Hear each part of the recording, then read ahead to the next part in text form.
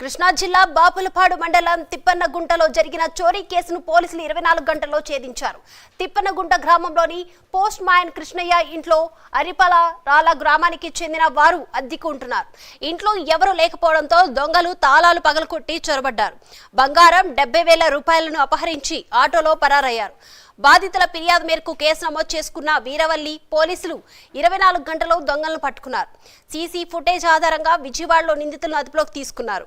ఇక విజయవాడకు చెందిన దొంగల ముఠా తాళాలు వేసి ఉన్న ఇళ్లను టార్గెట్ చేస్తూ దొంగతనాలకు పాల్పడుతున్నట్లు కూడా పోలీసులు తెలిపారు.